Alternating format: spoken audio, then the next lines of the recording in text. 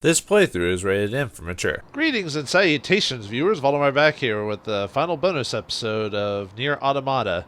Everything's been done, all the weapons have been completed, all the enemies have been defeated. Emil was defeated, seeing his sorrow, and now he's been destroyed, and other such things. So, it's all been said and done. Maybe not 100%, but for the most part, we've been completed. So now time to just kind of look over what we've done and read some of the stuff I didn't read before and some of the archives. I don't know how far I'll go into it, but I'll at least do the weapon stories of anything. I've heard those are kind of interesting. So, oh, one last thing before we start doing that though, I never actually destroyed like 2B, like that wasn't in the bunker. Yeah, her clothes blow off when you blow. So like 9S loses his pants, 2B loses her skirt. So yeah, no point in like move the camera around now. We can pretty much see everything. So well, I think if you have that dress cover, maybe you don't actually see that. I'm not sure. For those who don't want to see that. So anyway, let's go through some of the. Like I said, let's go through some of the weapon stories. I think I can just go through here without having to, now there's the little background thing.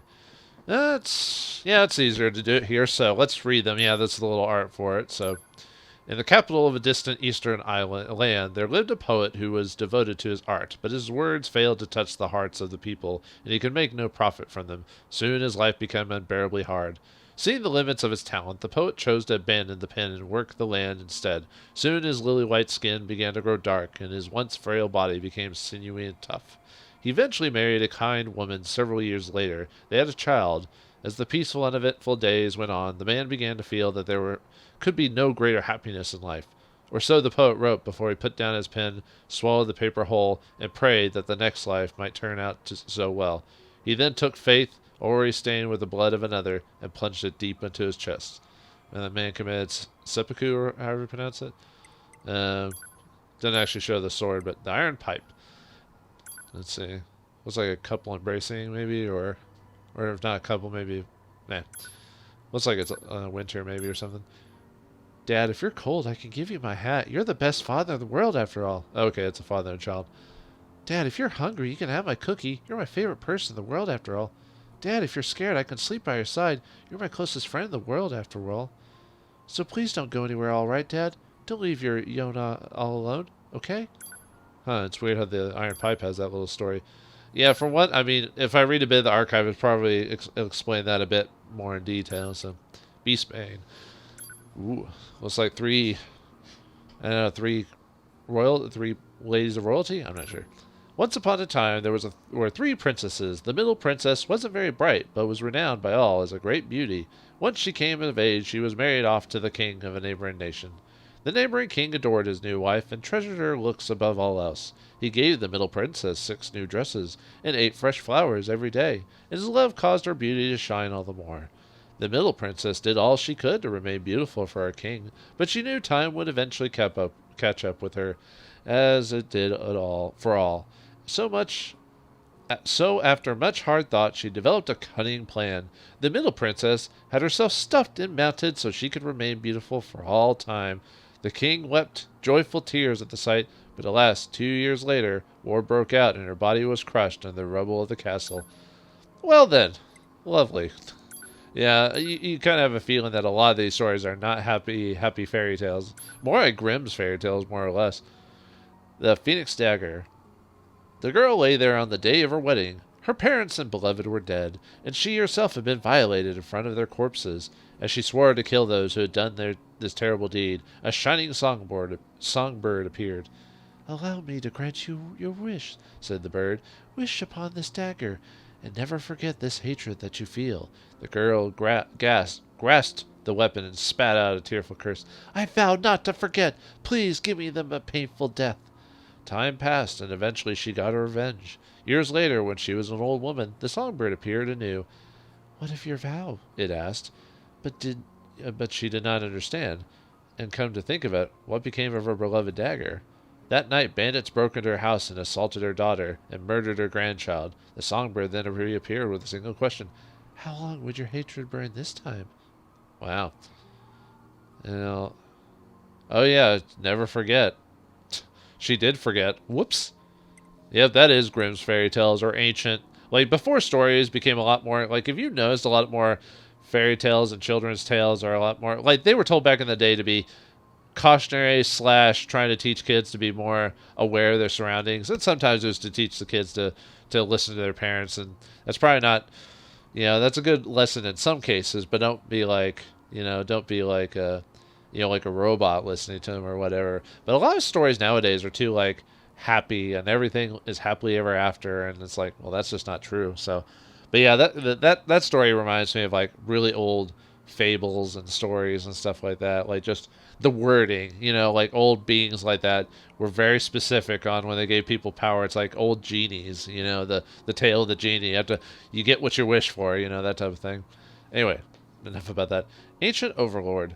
One day, a young girl's village was sacked by bandits. To protect her family, she took up a dagger her father had found in the mountains and killed one of them, an act that shocked her family, but the bandits fled, never to return. 5 years passed, then 10, then 20. Though the family she protected began to grow old, the girl never aged. Eventually, the other villagers began to shun her. With no one to turn to, she finally left her village and began to wander the earth, visiting many strange lands in the process. As the years passed, her skill and fame as a master sword fighter grew to legend. Eternal life, a powerful weapon, and boundless experience, she used these talents to become queen of of a nation, and yet there was emptiness in her life, for she still desired the kindness her family denied her after that fateful day. Even though she protected them, well, like I said, not all fairy tales, like, even the main character doesn't have to be a jerk, and they still might not have a happy ending, because, Type 40 Sword. Yorha R&D Team Journal, August 29th. Held a progress report meeting to the new weapon. Considering how many observers we have from this other orbiting satellites, I can tell they expect a lot from us. Yorha Journal, December 10th. We had our first core installation experiment today. Saw some troubling signs, including issues with an unexpected irregular output in core parameter defenses. January 8th. The circuits of these consecutive staffers burned out. 3 consecutive staffers burned out after attempting to remove the core's protection. I've requested replacement personnel. January 15th. Command pulled the plug on our project. The weapon will go into official operation with the core still sealed. Type 3 sword. I probably have to read some of the archive stuff to maybe understand more about that. Type 3 sword. The craftsman's weapon were never flashy nor attractive, but they never once failed in battle. Their reliability afforded him a never-ending stream of loyal clients. Yet something nagged at the craftsman. Though he'd forged many a weapon, he'd only test them on pigs and cows. He wondered what it might feel like to use them on another human being. The craftsman took a sword to a battlefield and slashed at corpses. Disappointed how easily the sword slid through them, it wasn't satisfying at all. He wanted to really feel like he was ripping through flesh. Yeah, I think the Type 3 sword has a lot of serrated edges. Consummate, V's! Consummate! The craftsman modified his sword in search of that feeling, not thinking at all of the pain it would cause until one night a bandit broke into his home, snatched the weapon up, and showed him exactly how effective it was. Ow! Is that what I've been doing to people? Man, that hurts. Ah! Pretty much. I don't think I read all of Virtuous Contract. I think I only read... Or no, did I? I think I did, actually, now that I think about it. It was either that or Cruel Oath I read. We'll read both of them again. Virtuous Contract. How long can I fight amongst this bloody vortex of a battlefield? How long, I wonder?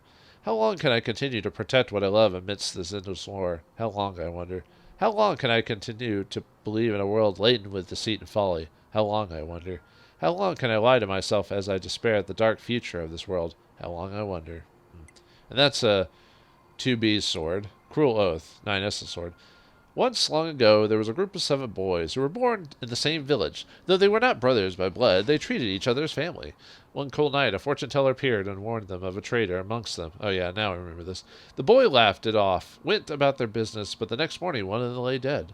With each passing night, another boy died. The survivors grew more and more suspicious of each other, each harboring terrible doubts about what happened to their brothers. On the morning of the 7th day, a single survivor stood tall. Cleaning the blood from his hands, he chuckled to himself, "Better go find that traitor."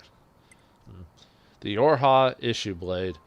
Morning, listeners! It's time to kick off another installment of Listener Letters with your favorite radio idol DJ 284D. Now let's get this day started right, shall we? How's it going, listeners? Yeah, I know. You're all still thinking about that cleanup operation yesterday, right? We may have lost a lot of good people, but it's still our job to get up and at them, right? I can't really do it. I was thinking about trying to do Robin Williams, but I can't do Robin Williams' voice. Howdy, listeners. Your favorite radio DJ, 24D, hasn't been receiving many letters lately. Don't you like me anymore? Ha Or maybe no one is even listening. Wee hee hee. Anyway, who's ready to kick things off? And it's a I guess D's must be, what, is the D models, they're DJs? That's what the D stands for. Anyway, hello, is anyone there? Is the thing even on? It's me, radio listeners, 24D. I'm an idol, remember? An idol, an idol, an idol, an idol, an idol. He says that like a bunch of times, yeah. Ooh. Oh yeah, I haven't been showing the, yeah, it's kind of boring when you use the same photo for both Cruel Oath and Virtuous Contract. What they could have done is maybe made the accentuated who's actually sword it is. I don't know. Whatever. It's not a big deal. Oh, yeah. I guess I could just run through and whatever. Anyway, these are... I wonder who did the art for these. These are kind of neat. Anyway, the machine sword. The more old records I read, the more fascinated I become by the species known as humans. We machines must do all we can to preserve these precious artifacts and continue to record their contents. I see from these records how important predation and reproduction were to human survival, and yet they viewed all acts as sinful. I wonder why. Puritans, man. Sons of bitches. No. I found a famous human book today, but after reading it 10 times, it still made some sense to me. What possible attraction could there be to such a thing? Eureka! It seems the answer was right in front of me all along. I am simply incapable of comprehending anything about humanity or the world in general. Ah, how wonderful it is to live in a world swallowed in mystery. Yeah. Let's see, what is that? Oh, it looks like a bunch of, like a factory-built machine dude or whatever. Huh. Engine blade. A small prince rests alone in a vast, vast bedroom. He wishes his father knew how much he hates sleeping alone, but he doesn't dare to tell him, for the king is a very busy man and must not be disturbed. A king sits alone in his vast, vast office, drowning in affairs of state. All he wants is to see his family and hug his son, but he cannot, for his every waking moment must be spent in service of the people. One day, while eating dinner, the king asks his son what he most desires in the world. He hopes he will say he wants them to spend more time together, but instead the boy simply points at a sword hanging on the wall. The ancient sword is considered the sign... the ancient sword is considered the sign that one is ready to rule. Some day, the king chuckles. His son faintly smiles back at him. All he really wanted was for his father to read him a bedtime story. The cat's in the cradle and the silver spoon. Little boy in blue and the man in the moon. Pretty much. Cipher stick. I was in a dead sleep when Mum started shouting, "Wakey, wakey, eggs and bakey," she squawked. "Wakey, wakey," she squawked. "Rise and shine. Today's a very important day. Today your first visit to the castle." Annoying, right? But I got up anyway. Today is my 16th birthday, and I have an audience with the king. Mum's apparently worried that he'll charge me with some big important task, so she gave me a cipher stick for some reason. Like, that'll help. As we walk to the castle, Mum keeps blabbing about how excited she is and how long she's been waiting for this day. She told me this story 1,000,001 times, so I just keep quiet and like always. When we arrive, I see my friend coming out of the castle. He's 16 too, but his fearless gaze makes him look like a legendary hero to be. I'm sure he's got a lot to live up to. My dad's just a carpenter, so I've got it easy, huh? Okay. I don't really get that story. All right, that's the end of the short sword, or small swords. Let's go to the large blades. Iron Will. Oh, isn't it the same one as the Faith one? Huh. Oh, that's kind of sad that they kind of use the same art for... whatever. It's still original art for the most part on most of them, so why not? Iron Will. The sword's blade, dulled by years of idleness, was, as its name implied, a mere iron hunk. Yeah, was it those old horse killer blades in the Japanese War where they would just they're called I forgot the guy's name in Rurouni Kenshin used it at least for a while until he started punching people for some reason. But yeah, they were just hunks of metal to just basically trip up horses. Its blood-drenched youth was little more than a series of rusted memories which grated against its pockmarked steel. Who could wield this hunk of iron now that its edge was gone? Who might love it when all it could do was bash dully against a foe instead of cutting through flesh and bone? Who would devote themselves to such insanity? The sword sighed softly.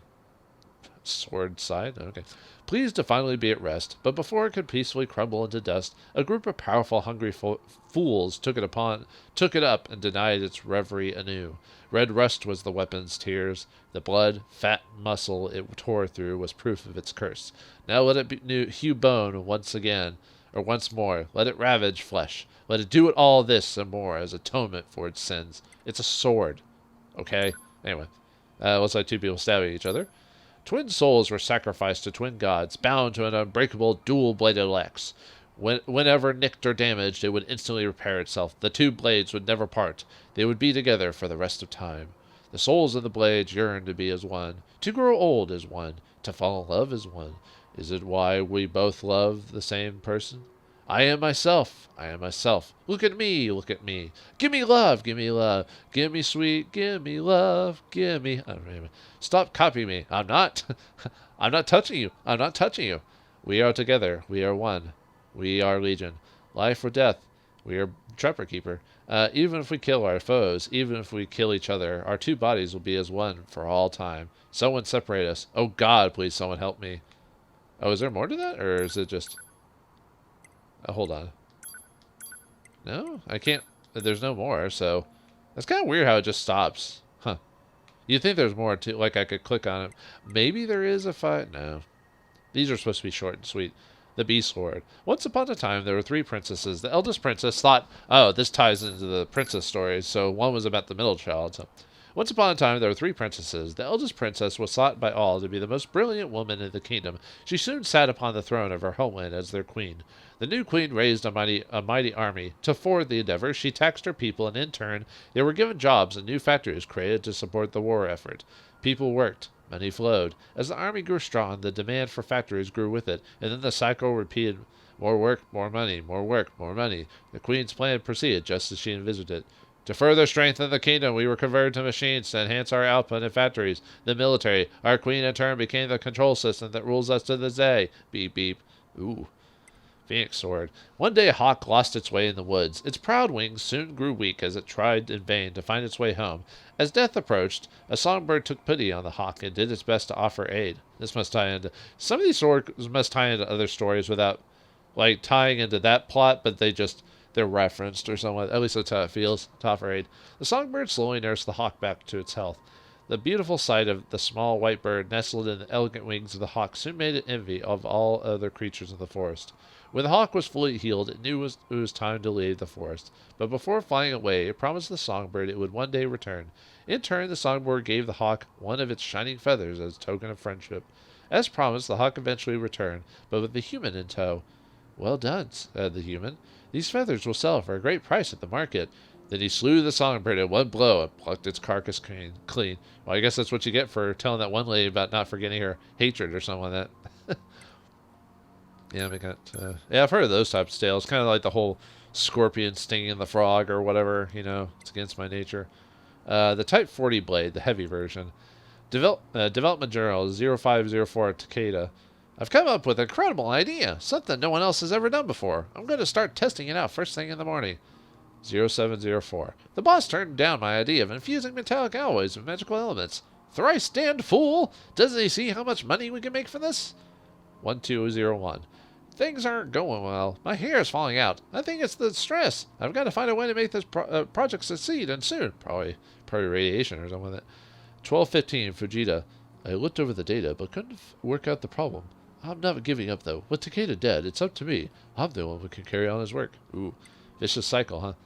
The Great Sword was a Type 3 blade, heavy version. The Great Sword was known for the intense pain it inflicted upon its victims. This is what drove the man to carry it despite its weight, for he knew it would make others fear him, and thus he could avoid needless conflict. The man's reputation spread through the village, despite never having drawn the blade. Don't make him use that horrid weapon, the villager whispered.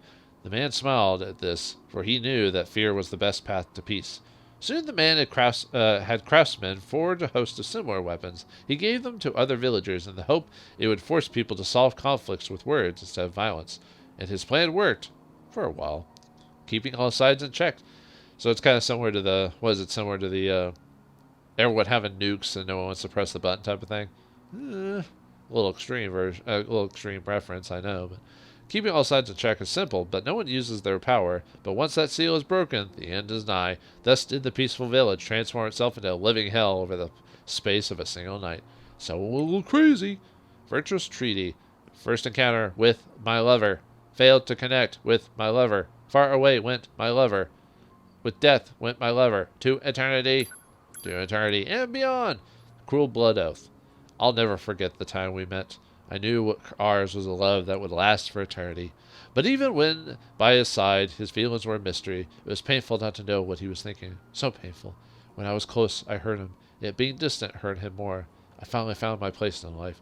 A place where I am as close as possible, yet eternally distant. The machine axe. Human fight. Why? Why humans love? Why do humans band together? Why? What you? Why are you alive? And that's it for the heavy weapons. Alright, we got the spears. The Phoenix Lance. Legends tell of a mighty warrior who had no equal in battle. Granted immortality by a phoenix, he was wandered from war to war, forever searching for ways to prove his strength. Eventually, the man's immortal body proved too much for his spirit, and he ran himself through with his own spear again and again. But each time he did, the wound closed over itself, leaving not even a scar. He leapt from cliffs, threw himself into raging seas, lit himself aflame, but nothing worked. Then one day he slipped mercifully into unconsciousness and woke centuries later to find a songbird on his chest. "You have atoned for your sins," said the bird. "If you wish me to free you from your solitary existence, I will gladly do so." The man wept tears of joy and whispered thanks to the gods before suddenly stomping the bird to death. What? What? Okay, that was kind of funny and unexpected. Okay. Anyway. Beast Curse. Once upon a time, there were 3 princesses. The youngest princess was widely regarded as the ugliest woman in all the land, but her heart was gentle, honest, and pure. Hoping to aid others in need, the youngest princess would travel to the fields to offer succor to peasants, but they would reject her kindness with cruel words. She's a princess, dude. Can't she have them put on the rack if she wanted to? Anyway, the youngest princess knew her looks were driving people away, yet she continued donating her life to the service of others, figuring that the fault lied in her own lack of devotion. Day after day, this continued for years without end. The youngest princess died alone, curled in the back of a damp, wet alley. She was so ugly that no one had the courage to give her a proper burial. Instead, she rotted where she lay, turning even uglier until she faded into the earth. Man, that's depressing. Jeez. And she was just born that way, and yet, no one would give her the time of day. Dragoon Lance. I had a dream about the day we met. He was small, he was insignificant, he was weak, yet he hated the world just as I did. I decided to aid him, and he did the same for me. Thus was our friendship born. It wasn't perfect, of course. Mistakes were made along the way. Still, we remained friends. The blue wind that caresses these grasslands has a pleasing scent. I bring my cheek to his, and he twitches, almost as if it tickled. Then I spread my wings and let him ride me into the skies above. That was interesting. Spear of the Usurper. In a distant kingdom there lived 2 princes. The son of the queen consort was clever of mind, but weak of flesh. The son of the king's second wife was dim-witted, yet charming, and quite gifted in the art of war. Which prince would succeed the throne? When news came down that the king had died in battle, the 2 men each declared themselves the next true king, rallying the people to take the side of one or the other. In the midst of this coronation battle, a 3rd man appeared, claiming to be a prince. Bright, capable, and brave, he dispatched the 2 foolish brothers and went on to become a wise and just king, beloved by all. Decades later, the king announced on his deathbed that he wasn't royalty at all, but in fact was the son of a commoner. Upon hearing this revelation, the people stormed the castle and hung their beloved ruler from the rafters. Wow, even talk about ungrateful. He did all this good work, and then they're like, "You're not royalty? Suck it!" Although people back in the day, man, they old mentalities and stuff like that. It's even though the whole royalty thing was just royal people basically saying, "Hey, keep voting, and keep letting us be in charge because we're better than you," they convinced people that it could only be that way. Hi guys, it's me, 42S, your favorite Yorha Squadron Idol from North 12C Defense HQ. I'm here with the latest hot scoops for the front line, so let's get out there and do our best, alright? Go team! Hey ho, Battlefield buddies, I'm not gonna lie here, the current war situation is looking too optimistic, but we're expecting reinforcements from orbiting satellite bases any moment, so don't give up yet! Glory to mankind! Mayday! Mayday! This is Public Agent 42S from North 12C Defense HQ. Is anyone listening? Our facility has been completely surrounded by machines. I don't know how much longer we could Hold! No broadcast from this channel. That's Type 40 Lance. Type 3 Lance. The unadorned lance pierced her foes with machine-like accuracy. The grind of metal and bone, in tandem with the pained screams of her victims, created sweet music in the mercenary girl's ears. Day after day, she returned to the battlefield to compose more music. Here, a giant of a man, fat, rippling from his sides. There, a slimmer gentleman, whose bones would surely produce a sweeter sound. Ah, who to stab first? The girl fought for an age, stabbing unaccountable foes in an effort to find the ideal scream, that sonorous, bone-grinding sound. Yet perfection eluded her, no matter how hard she tried. Would she ever find what she sought? Suddenly she turned to find a fine-looking hunk of meat at her side. Stabbing it produced a scream so pure she couldn't help but smile. She continued to smile as she stabbed, no longer able to recall that the hunk was her own child. Ew. Talk about giving in to your basic desires. Virtuous dignity. The elegant white spear was crafted by a tyrant as a gift for his wife, whose parents he had killed years earlier. She slipped it under the bed they shared. Then Lair used it to run him through, 30 times even. The spear's second owner was a courageous bandit-fighting mayor. In her later years, her strength faded until one night a pack of young thugs surrounded her and took all that she had, including her life. The third owner was a greedy mercenary who lived to swindle customers. Soon she found herself shunned and penniless, and so decided to hang herself. The unused spear rested in a corner of her home as a decoration. The fourth owner was a meek young boy who wanted to aid his sickly younger sister. He gave all to this cause, including his very existence, and that of all else in the world. Ew. What a grisly image. Cruel arrogance. Your arrogance? The dark, hideous lance was crafted by the beautiful female artisan. As people far and wide praised its designs, the artisan's apprentice grew jealous and slew her, the lance itself soon vanishing into the midst of time. The lance's second owner was a puppeteer who crafted a clockwork doll capable of doing nearly anything. When he put the lance in the doll's hands, she lashed out and pierced the puppeteer's skull right between the eyes. The third owner was an infant prince who was gifted the lance by the Queen Regent. She died soon thereafter, and on the night of her funeral, the lance vanished from the infant's room, leaving behind only a tiny corpse in the crib. The fourth owner was a simple, honest man who wanted to aid his sickly daughter. He gave all to this cause, including his very existence, and that of all else in the world. Machine Spear. My name is Plato, 1728. I am a failure of a machine. I am designed for combat, but I cannot use weapons. Everyone makes fun of me, and my life is horrible. I am a dumb machine. I got lost during battle and ended up in some kind of factory. I found a whole pile of dolls discarded there. They shared the same fate I do. I am a foolish machine. Today I had to fight at that factory. All of the dolls got completely destroyed, crushed by my friends and foes who would do nothing but fight. Fight. I activated my cannon and shot everyone there. I'm not sure why I did that. All I know is I decided to fight because I'm just a stupid, broken machine. And now the combat bracers. This one has the some of the more sillier looking ones because they're basically all fists, but like one has like samurai helmets on them and faces and all that. Angel's Folly. Once there was a demon who held an affinity for angels. He dreamed of serving alongside them and their god, yet cursed the impossibility of it all. Then one day he came to earth, bringing himself a step closer to heaven. An angel was sent to slay the demon. When the evil one saw his foe, he burst into tears and revealed his plan. "Please," the demon begged, "you must give me a set of white wings for my very own." The angel agreed to trade a set of white wings for the head of another demon. Overjoyed, the demon killed one of his own and plucked the head right off its still-warm body. The angel then led the demon to heaven, where he underwent centuries of the cruelest tortures imaginable. Finally, the pain was so great that he lost consciousness, at which point his dark wings turned the promised shade of white. I guess they had to get rid of the evil in him or something like that. "Take the demon out! Take it out!"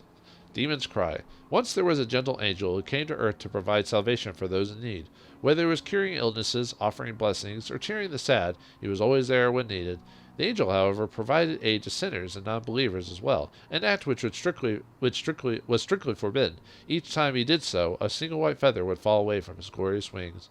One day, the angel came across a young girl with an illness that pained her deeply, but he could do nothing to help the child, for all his feathers had long since fallen off.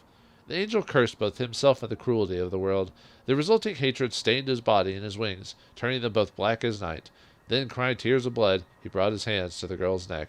Ugh. Well, she won't be suffering anymore. System Yorha. Unit data uploading. Check out HC. Close IO. Duplicate core. Find Yorha unit.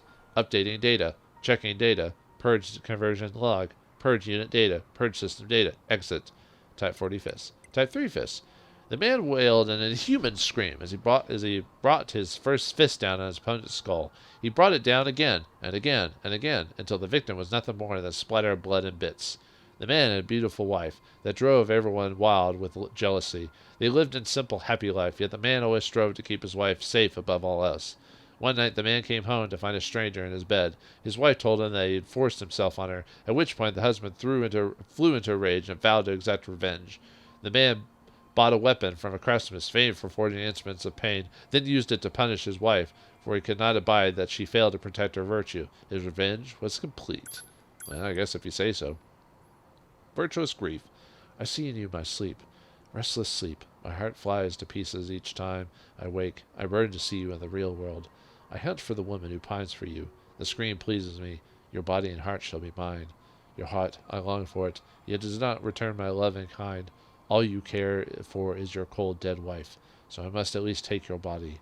Your head is mine, beautiful head. The eyes that scorned me are so lovely now. Hate me if you like, begrudge me all. You are still mine forever. Talk about toxic love. Toxic love. Cruel lament. I take my sword in battle for you. My heart knows not fear, instead burning with a love strong and pure. I swing my sword for you, splattering blood across my sleeve. I smile at the chaos continues. I brandish my sword for you, of victims unaccountable, victims beyond measure. Their dying wails become the song of my sleep. I cry out, give me your head! I capture you as you flee, and take it. I do this all for you, for you, for you! Who are you? Yeesh. Machine heads. I lack parts. I am useless. My existence is unnecessary. I tried so hard. Mommy! Ugh. And the Emil heads. 12 124,000, wait, no, that's 12,422. I confirmed that the machine life forms released by aliens have reconstructed their network. I've started to see units with gravity controlling capabilities again as well. 1015, 12,422. I was spawned about a week ago, so I don't have a clear recollection of anything before that. Say, I wonder where the original disappeared to all those millennia ago. 1214, 12422. I confirmed that the 25th one born after me has stopped his biological activity. Although we're technically immortal, since we can respawn indefinitely and all, we're still not exempt from death. 119, 12423. Our memories are only copies, so they're pretty vague. That android wearing black. I had the feeling I've met her before. She had a complicated look on her face, but I can't remember anything. The tales of the weapons. Yeah, and we got the books here, which are, whoops, and we can actually view the little thing if we want to. You know, the little things there. Those are kind of creepy. Yeah, I assumed it was because of, well, one, just the story, and two, maybe Ninus being able to hack people, so he had, like, got some weird visions or something like that. I don't know, I could be wrong. Yeah, here's some of the fish stuff. I didn't find all of that, unfortunately. But, I don't know, I wasn't really that, I just wanted to get the trophy for it. Yeah, there's little things for that. You could probably read up most of this. I'm not going to do the reading for a lot of this stuff, so. I didn't find most of the, I'm not sure how you find the novels, frankly. Because I've done almost everything in the game, so I wonder why I'm at 50% on that. Maybe you have to, like, no, I mean, they're all in the same save file. I don't know. Yeah, I'm missing a tutorial. I don't know where it's supposed to go, but, oh well. And then the unit data, this is where you can, I showed this before, but it gives, like, you know, shows, like, all the weapon. Let's see, there was one, was it an ammo? No, it wasn't amicable. Amicable are all the nice, or robots that are pleasant, or whatever you want to call them. One of the robots I never showed was, where is that one? No. Oh, here it is, the monster type. Yeah, I forgot to show this one on screen. I don't know why I forgot about that. I haven't seen him reappear. I guess he only appears the one time.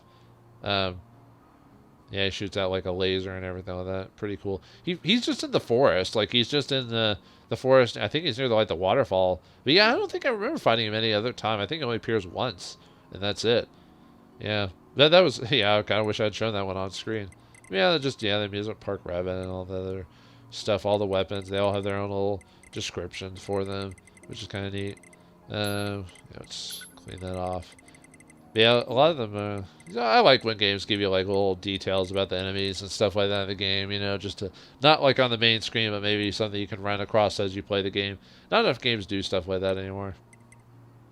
I know it's a lot of extra work, but, what else?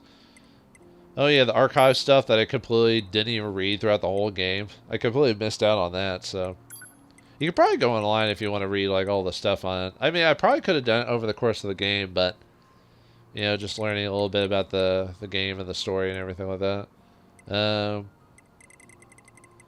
But yeah, basically, I mean, I guess the concept I get in it is basically the Yorha program, which I assume is like why a lot of them look similar to like 2B or whatever, is that it's based off a little girl who was used for the experiments. And that's what they based off the new weapons on. I haven't really gone through and read every single little detail on it, but that's the gist I got of it. But I couldn't tell you, like, I mean, I don't think this game, all these little things tell you everything that happened in the game. Like, in the world, like, a lot of it's kind of left up to figuring, maybe making guesstimates and stuff like that. And some of this stuff, I think, some stuff we already... or we're aware of without having to actually read the details and stuff like that. Because I think some of these I read without, because the game told me, though. Yeah, all the weapon shop. Weapon shop flyer tells you about all the 140 locations. I only counted like 5 or whatever. Jackass's bomb recipe. 3 AIM-11s from flight units. The corpses of a suitable android. 5 cores from machine life forms capable of EMP attacks. Adequate amount of bonding agent. A container. I usually use a machine's head. BU. Assembly instructions. Disassemble each AIM-11 and connect the image into the helix. Yank out the connector cable from the data android spine and strip it using a file or whatever. Connect the cable and image unit. Decode the machine life form cores. Embed the image units inside them. Then mix in the bonding agent and reshape. Don't forget to insert the cones it'll need to build explosive power. Once you're done with that, add some nails or whatever random shrapnel junk you have lying around. Yeah, not all the archive is just stuff about the history of the game. Sometimes just like how people live and all this other stuff, So yeah, I kind of wish games like... See, this is the reason I go around collecting stuff, learning information about the world and stuff like that, and all that, so... I think I'll leave that alone, because... it'll give you a reason to play the game if you like it, figure out the history of the world, but... yeah, everything's done, yeah, 100% of the quests, even though that's not really a trophy, but... let's see... I don't think I found all... I think I'm missing a few of the key items in the game, like equipables, but I'm not... I didn't actually look them up, so I'm not sure. There is... this game does have DLC for it. It's basically... all those, like, elevators that we couldn't access because the guy's like, you can't get here yet, or I'll explode and give you stuff if you don't go in or whatever. That's DLC stuff. So that's why they're blocked, because they were planning to release that stuff later. But since I don't have the complete edition or the DLC, I think that a lot of them are like refighting certain bosses, more difficult bosses, new outfits, and a few other things if I remember correctly. But I'm not gonna I'm not gonna buy the DLC for this. So, but if you like this game, maybe buy it to support the PlatinumGames, and if you liked it. Overall, I think even though I kind of did my review sort of before. Overall, I think this game was good. It does have some issues with it, like if you just grind too much, that there's really no challenge. Which I guess you could say that with anything. That's probably one of the problems with having an action game have a leveling system, because at some point you can just basically browbeat without a real strategy. I guess a meal bosses could have been tough if I didn't grind my levels, because they did do a lot of damage, but I mean the game gives you enough materials for that, so I don't know. Yeah, the whole part at the end to get the final 100% of the game, you have to if you don't have online access, you can't frickin' get the E-quest without help. So what happens when the game online servers wear out, or the game is no longer being supported or played anywhere? That kind of breaks that game, flow. So that's the problem with relying on stuff like that, because it's like online games, I kind of wish there was I don't know, maybe more characterization or more different characters. I don't know, 2B and 9S become close. Maybe it's because the game counts in the story that they've done this multiple times. That's why it doesn't take very long for them to kind of go from being like awkward companions to like, oh, maybe I love you. I'm not quite sure, but at least we're friends, you know. And it almost seems like in the game it seems too quick, you know. But I think the action set pieces were pretty cool, and obviously the meta-ness of it all, and the whole idea of hacking the game or hacking things in the game, and you know, and how you have to hack to get the final visions and ending was kind of neat. And I did like the idea that had kind of a bullet hell idea surrounding a hack and slash game, so it wasn't just a hack and slash game. So I'll give the creator of this game, Platinum, credit, you know, for making an interesting game. I mean, a lot of Japanese games tend to still make more interesting games than a lot of Western civilizations for the most part, so you gotta give them credit where it's due. So it's definitely worth a game checking out and putting in a collection. So I think that's it for all of Nier Automata. I know I didn't do everything in the game, but I thought I provided enough. I probably could have been a bit more concise with like how I like played the game. Maybe could have recorded more efficiently, so forth and so forth. You know, you always kind of look back on things you wish you could have done it differently, but to err is human, right? Or are we human? So anyway, we'll call it there. So thanks for watching this on my journey. If you did, hope maybe it got you to buy the game, maybe it got you not to buy the game or whatever. But either way, thanks for watching. Hope you enjoyed, and I'll see you next time.